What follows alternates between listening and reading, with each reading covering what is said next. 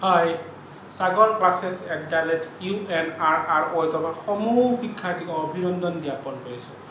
আজি আমি HS first ইয়াৰৰ মেথছখনৰ এনেকুৱা এটা ইউনিটৰ বিষয় আলোচনা কৰিব ওলাইছোঁ।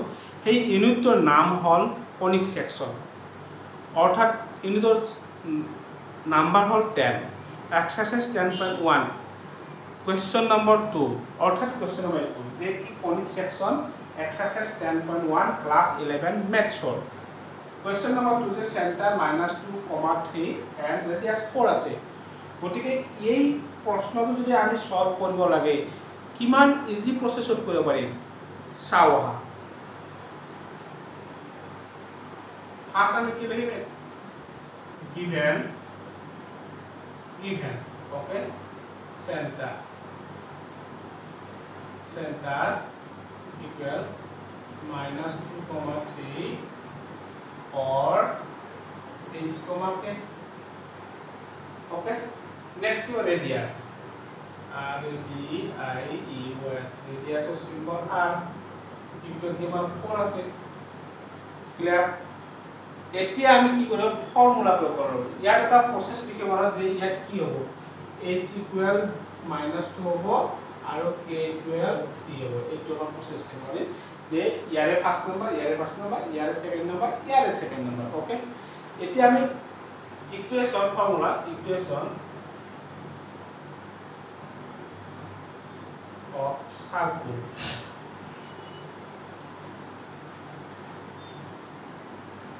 equation of circle ইয়াৰ ফৰ্মুলাটো হ'ল x - h whole square plus y - k whole square equal r square okay.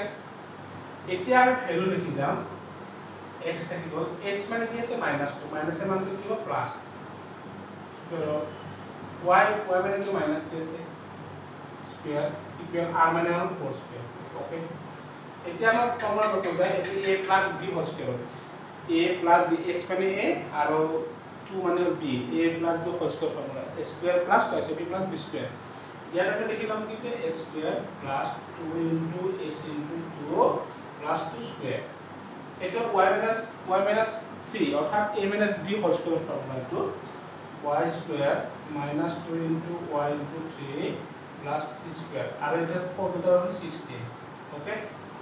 ইমপ্লাস এটা ইয়াত x স্কয়ার লিখিটা এটা ইটো কৰিলে প্লাস কি হ'ব 4x plus 4 plus y square minus 3 6y plus 9 minus 16 equal 0 okay।